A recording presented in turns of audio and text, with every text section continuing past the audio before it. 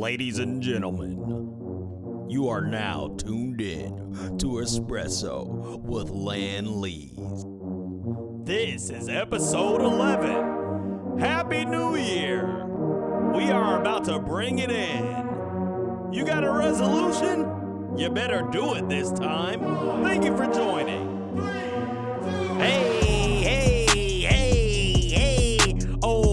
We are getting ready for another holiday, yeah. We are getting ready for another holiday, yeah. Oh my gosh, what's going on, y'all? It's your boy LANLEEZE with another episode of ESPRESS-O. And we in here, and Christmas is over. Okay? Christmas is over. Christmas for me was not bad. Grandma came in town, spent a little time, did things, ate good. Mom has mastered the art of brisket making, and it's fucking good. So yeah, Christmas over. Hope everybody got what they wanted and or whatever. I don't know.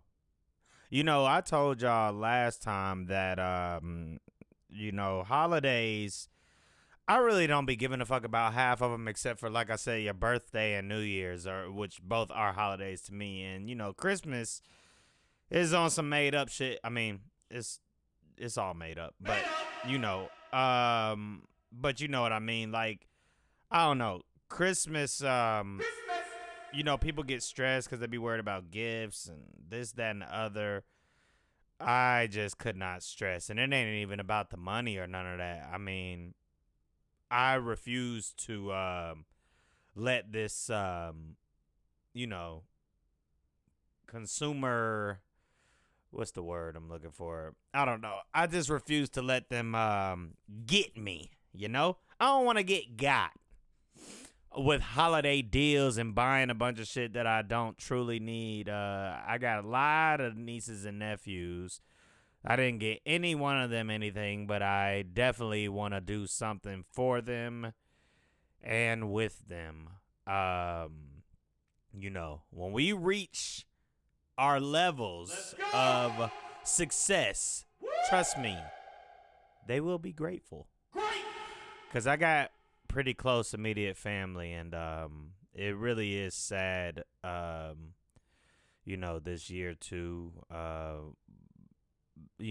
sister being gone. This will be year 2 that she passed on fucking 2020 last year or 2 years ago. We went through that whole entire year thinking that all the bad shit was on the outside, you know what I mean? Like, I don't know. That's just how you feel. And then end of the year with that shit. And it was one of the most devastating, if not the most devastating thing that happened in my life.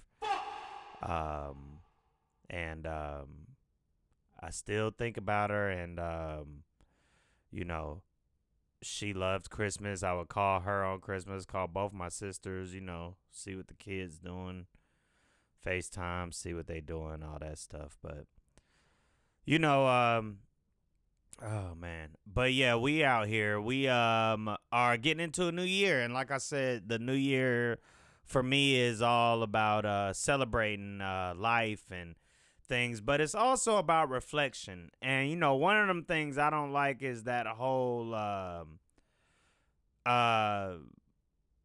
well, I guess as the older we get and as time goes by and people keep doing the same old shit, I get tired of hearing about New Year's resolutions and shit like that.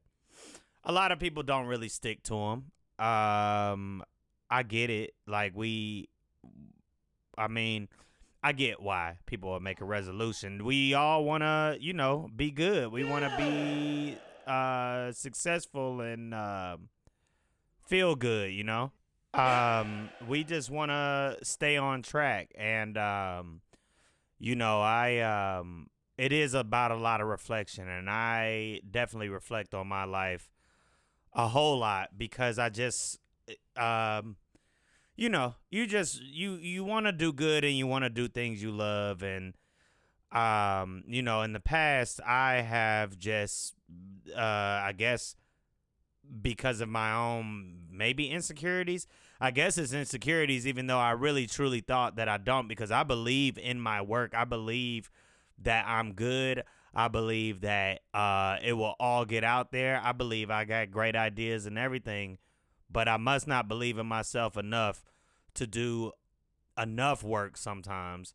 So I try to work with people, and everybody just does not have the same work ethic or idea of you or goal, which is why you just have to stay on your own track, and then people will jump on your bandwagon. So here we are, 2023 coming up.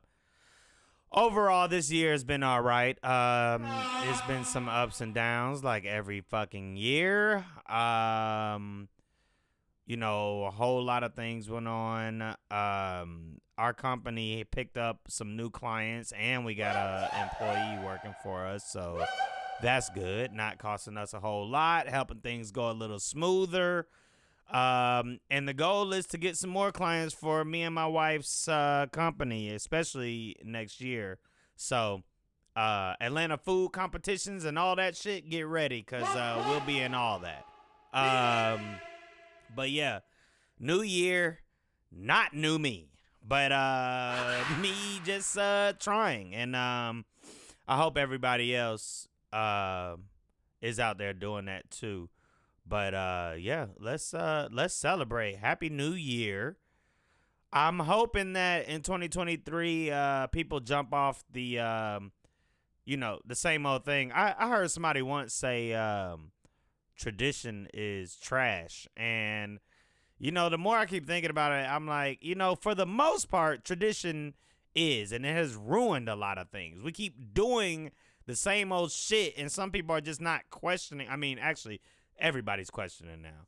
And it's the information is getting out there, so I don't know. That's probably why I just don't have a lot of patience for a lot of things and a lot of people, because I know that half the people I know or have talked to are on the internet. Yep. And you're looking at shit. You're looking. Or if you're not on the internet, you're living your life. You're around, unless you just don't fucking interact with people or see anything. But the information is out there. Shit, I'll be on TikTok. I like I said, I will get on the shit. And TikTok, even the government trying to get rid of it now, just because they can't control the way it works. No.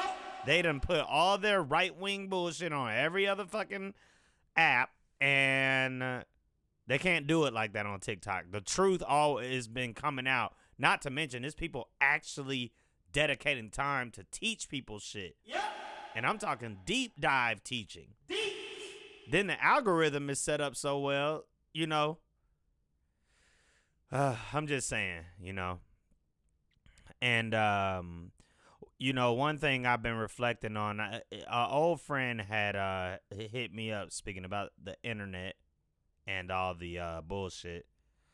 A friend had hit me up, and this is a friend I've known for a long time who actually helped me with learning music stuff and beats and all that stuff. And I've already told half of y'all, if you do, and if you don't know, I am a producer. I have been doing music my whole life, and that's not just something I'm just doing just to be doing. I'm actually good at it, producing. And producing is what I've mostly wanted to do. I like to create in general, but, food and music, that's like the crutch for me. But, I think I have told y'all this too, is that when I got on the internet, or social media specifically, it's all for promotion. It was all it was free promotion. It was to get out there. And this goes to show you how over time your mental health can change and deteriorate based off of You know, it's still kind of based off your choices because I clearly see it. And sometimes I'm going to use these podcasts to spill it out. Guess what, y'all? You are now my therapist, but you can't say anything back. So, but, yeah, I mean, I can see how my mental health has changed over the years just based off of, oh man, what do I do? And then certain situations happening with my music and how do I get on this? And, you know, and it causes depression and anxiety on and off. And I flip-flop through it a lot. You know, sometimes if people see me have really high energy or something, that could just be anxiety and anxiousness. Or could be that I didn't smoke. You know. Hold on, let me take a sip.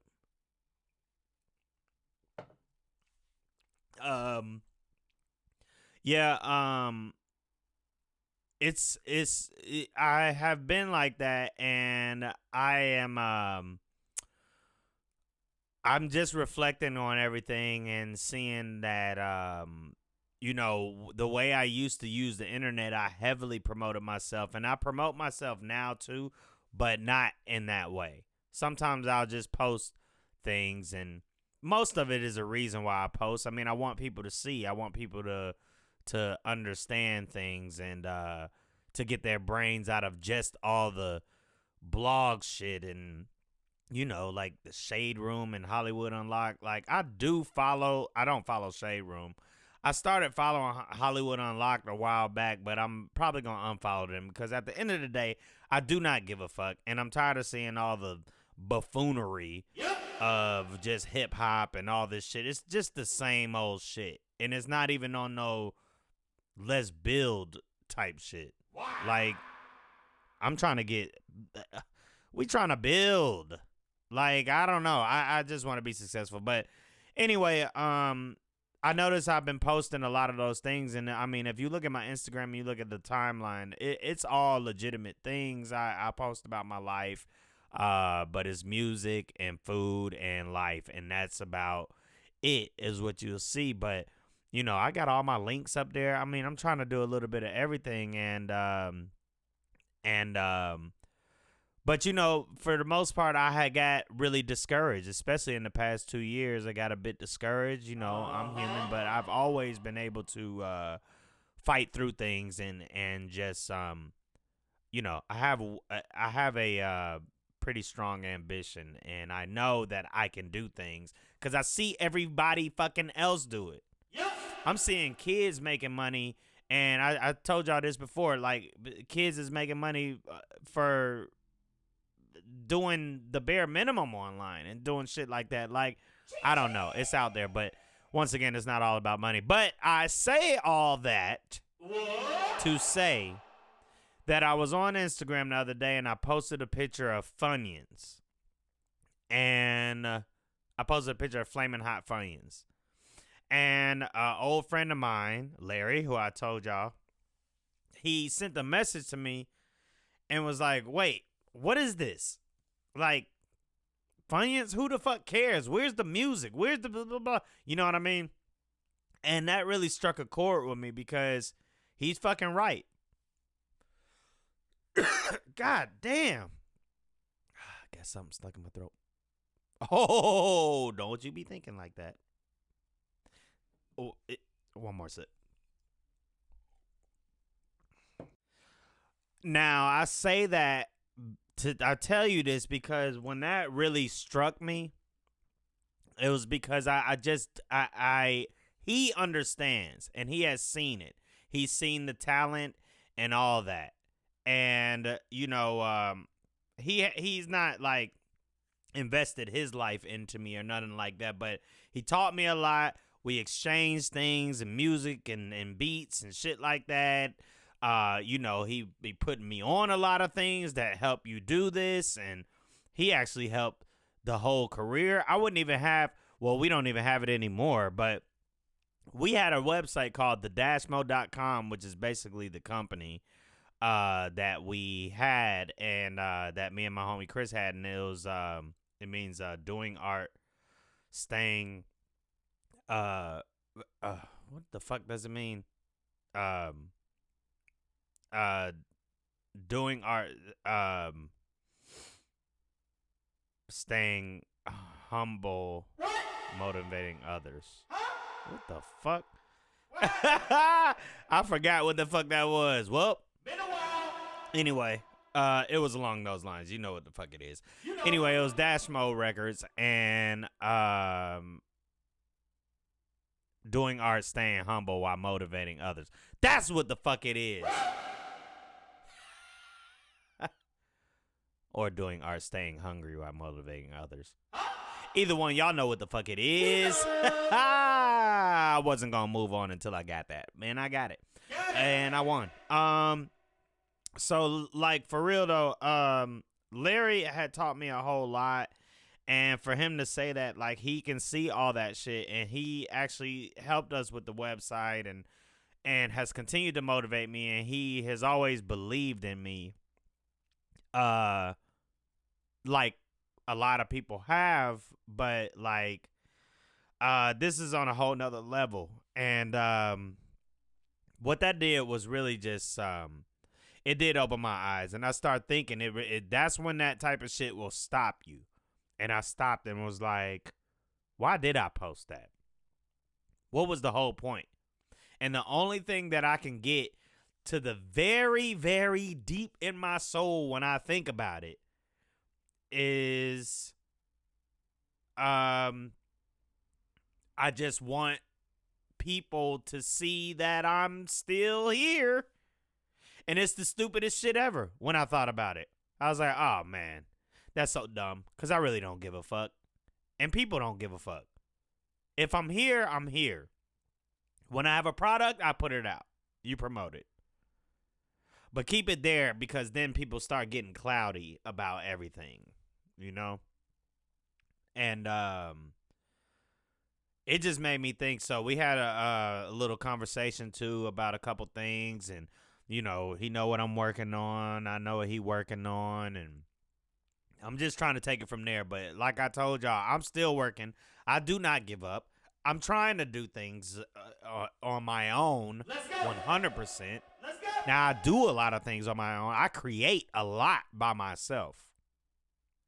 But I don't know, man. Y'all can go look up my old history. If you go to YouTube, Landlord85, I think I told y'all this before. If you can go on there and look at them videos, you'll see. And my current YouTube, Landlord Can. And I also got a new YouTube, LANLEEZE TV. That one is being developed. Right now, I got a couple video game fights on there, but y'all got to go see that, and that will be more.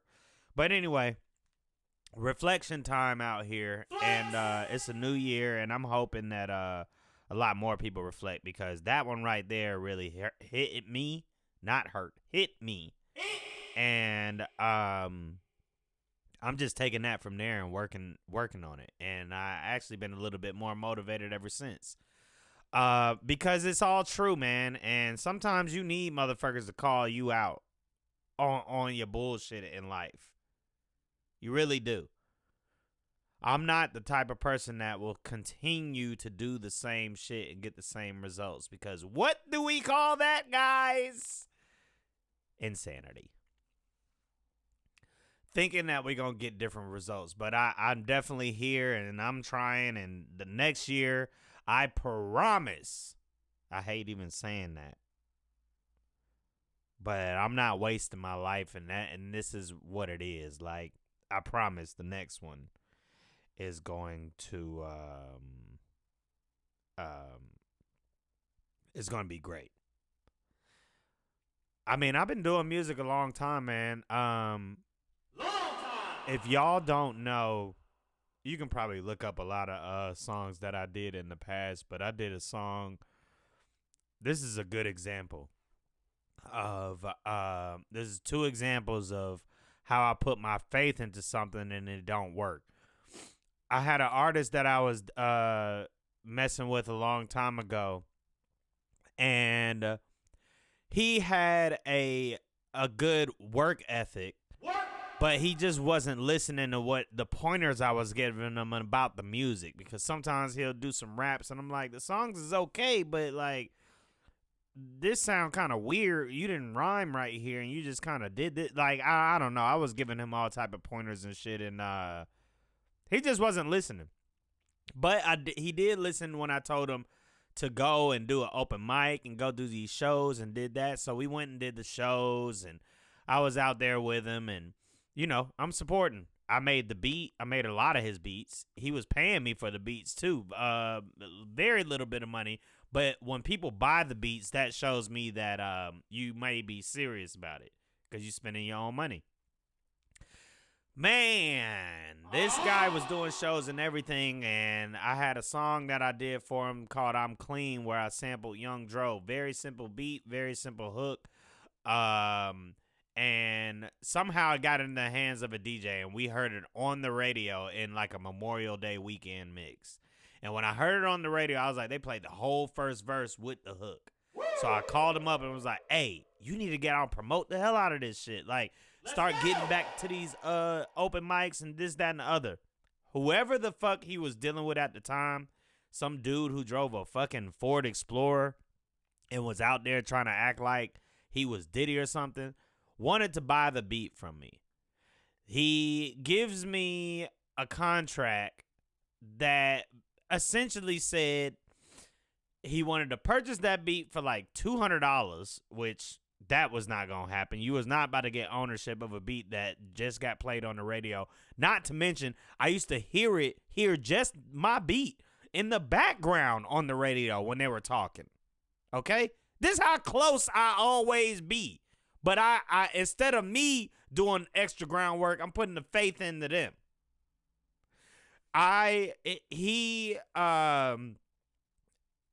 was trying to listen to this dude. The dude wanted to give me $200 for the beat and essentially say that he owns it and also has the right to say he made it in the contract.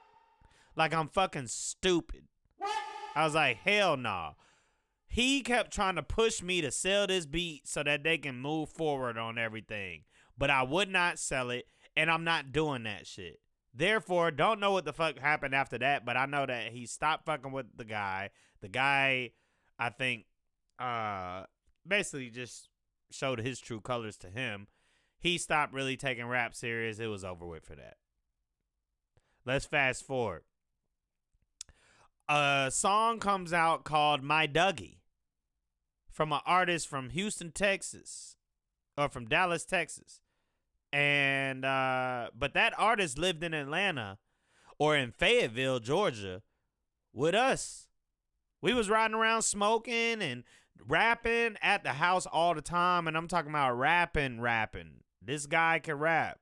I'm talking about Lil Will. You can look him up. Lil Will still the homie, but I'm telling you about how things are, especially with a young mind. But Lil Will put out the song My Dougie. It started to blow up, but before that, he was always at my house. Him and one of my homeboys, rest in peace, Lil Mon. You can go look up Lil Mon because he was making great music and big noise around the city before he was shot and killed, and it was very crazy. He definitely would have blew up. T.I. was his idol at the time. He kept lying to me, telling me that he was related to him, but I don't think that was true. I'm not sure, actually.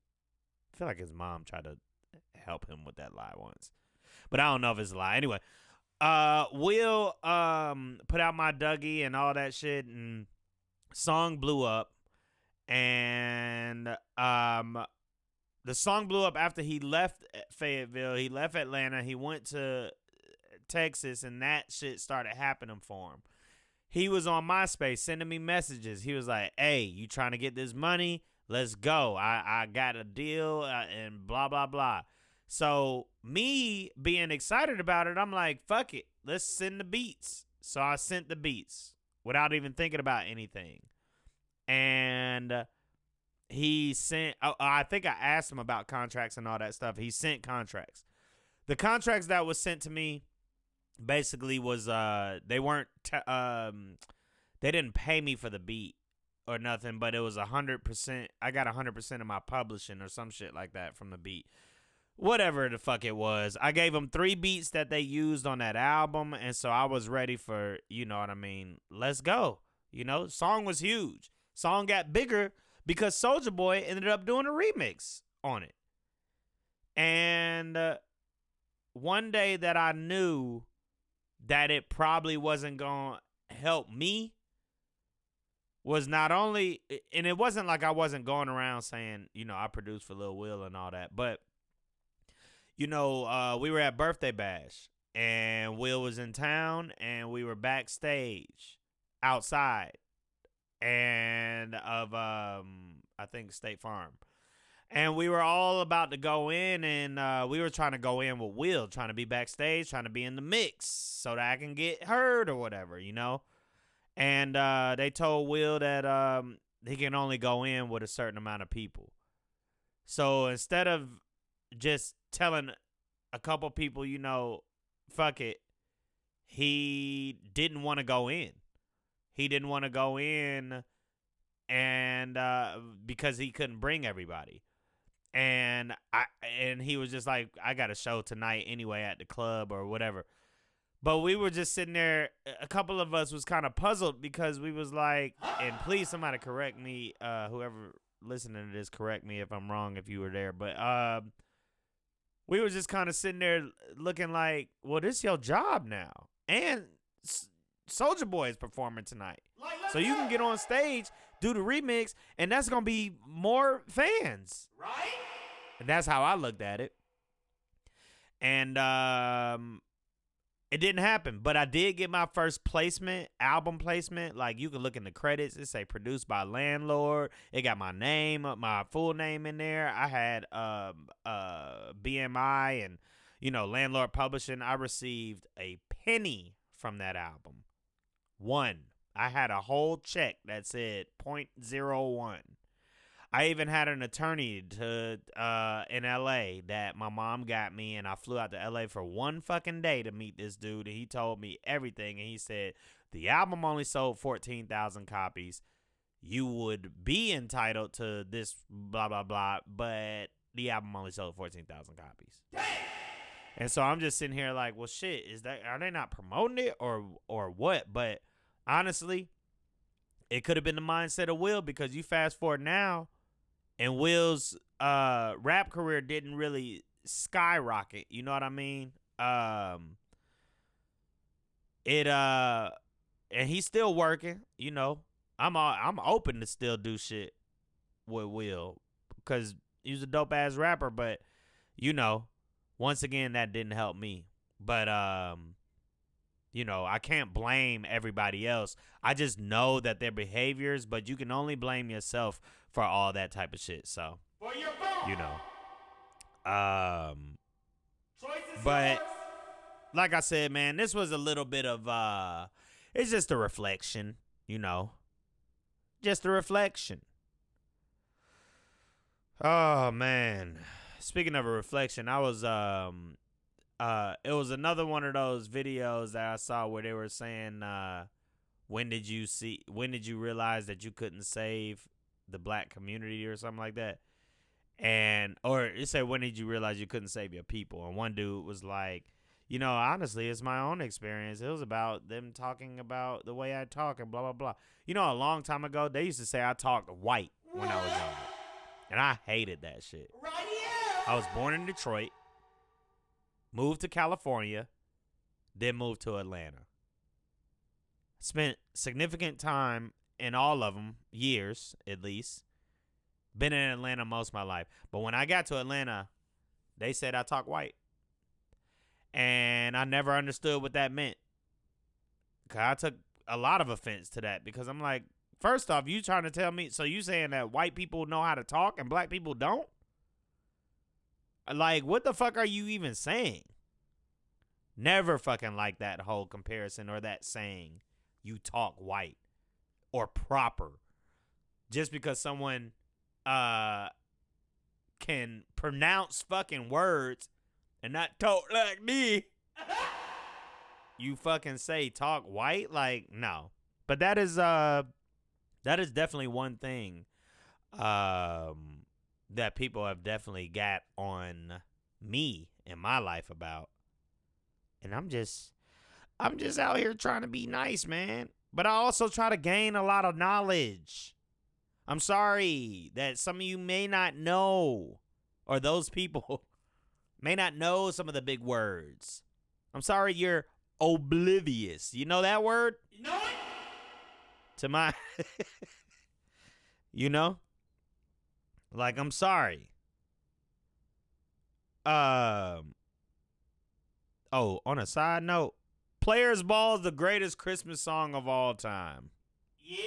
By Outkast. Shout out to them. It is it's actually pretty fucking masterful if y'all listen to that a little more. But that's the last Christmas thing I'm gonna say about that shit. For real. We have been going out to, and I'm segueing to food because it's that season. And I know y'all gonna be eating black eyed peas and all that other New Year's bullshit. I'll probably eat that too. But I mean, it doesn't necessarily mean what they say it means. But, you know. Anyway, we've been going to a spot out here called Fishmonger. And Fishmonger is dope as fuck because it's small menu, you know, good bar, fresh ass seafood, you know. They can switch it up if they want. But those are the businesses that are doing very well. And I saw this post that this is exactly why I'm telling you. Next year, our food shit, I'm coming for everybody. I'm coming. We got ideas. We got recipes. We've tried different things. We have so many combinations. I watch so much food stuff. Like, I'm talking about for the vegans, vegetarians, whatever. Like, we got it all. I've seen it all. Different countries like to eat. I don't know, man. Anyway, Fishmonger is dope as fuck. And Atlanta actually need more places like this because I seen this thing, and I think the girl was specifically talking about black-owned spots, which I know it to be just the way she said. But she was talking about, you know, $20 drinks in plastic cups, eating $30 shrimp and grits with plastic forks and stuff like that. And I'm like, yeah, I don't eat at places like that. I don't go to places like that. If I see a plastic cup on the bar and that shit ain't the club, then I don't go to places like that. Hell no. Why are you even giving them your fucking money? Fuck out of here. They got to learn. Do better business. Not doing that shit. No, I don't go to places like that. And it makes me really angry that people are doing that, but it's all about laziness. That's all it is. Laziness and cost and money. You're not going to give me an experience. Then the servers don't be knowing a damn thing. This is why we really only go to a handful of spots. And the only reason I brought up Fishmonger is because it's the newest spot that is solid to me. You know what I mean? Like, ain't nothing wrong with this. Cool atmosphere. The seafood is fresh. Y'all not doing nothing crazy wild, but it is different. Or some of the I'm just really referring to this hot catfish sandwich. Woo! Shit's delish. But because it kind of got like a chili oil, all this shit. Anyway, yeah. But yeah, I mean, we do need some more of that, and I think next year, I really do think that people are starting to realize things. And when I say that, and I have said this before, when they realize things, we call that being woke. They try to make it seem like woke is just motherfuckers being aware.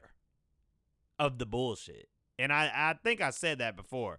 And I'm going to play one clip today because I do like what Buddy said, because he was trying to call them out over calling out his I guess his colleagues over the word woke or whatever, and them trying to use that against them for bullshit. And I believe it, because please tell me I fucking say this goddamn video. I know the shit's probably up there. Oh, I'm looking at these. I see some photos from Fishmonger, but I'm telling you, man, Fishmonger is pretty fucking fire. Damn, yo. Really? So y'all telling me that the video is not in my fucking phone? Well, there goes that clip. Out of here. Son of a bitch. I could have sworn that shit was in the fucking phone. Anyway, but y'all know what I mean. The guy had broke it down really well, but I of course don't have it on me. But anyway, also with these restaurants, y'all gotta stop fucking you can't go completely overboard either. It's cool to have it you know, just down the middle. You know what I mean? Like,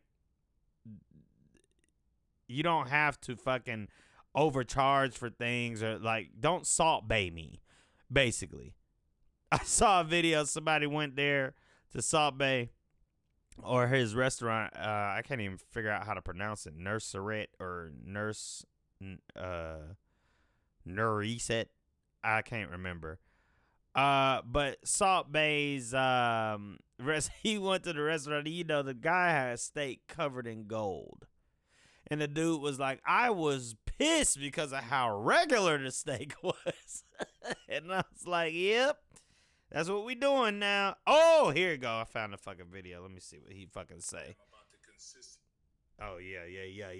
How concerned I am about the consistent use of the word woke. It is ill-defined, never has been defined, but it's consistently used by my colleagues on the other side of the aisle in describing what exactly. The initial questioning was about equity. This entire conversation has been about meeting the needs of vulnerable children and people. How does that translate into being woke? And what does woke even mean? It sounds like a dog whistle to MAGA, QAnon, racist, white nationalist, nativist individuals in our country.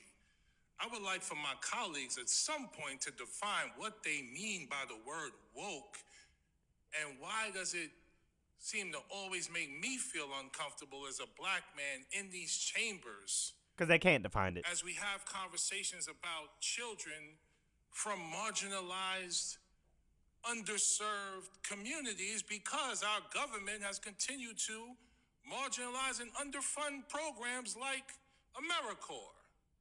Yeah. I had to play that for y'all, so. Had to. There, you have it. But yeah, anyway, that whole shit is about to be over. Oh shit, what the fuck? That whole shit is about to be over. But anyway, oh man. Well, Happy New Year, y'all. Happy New Year. Thank y'all for joining. I hope everybody have a good New Year. I'm probably gonna drink a little something. Won't go too crazy. Me and Dana usually spend New Year's together all the time. And our old New Year's were real fun. We used to just learn dances because there was a new dance coming out. But now it's a fucking new dance every week instead of every other month. We really just go home, be at home, and get wild. We might order food. We might cook food. It's fun that way. I kind of wanted to get a hotel this year, but I'm not gonna do that shit because there's probably gonna be a lot of people doing that too. But I don't know, man. Happy New Year. Hope to see y'all next year. We gonna keep tweaking things. We gonna keep doing things. And this is a reflection, man. Let's keep working on ourselves, y'all. We out.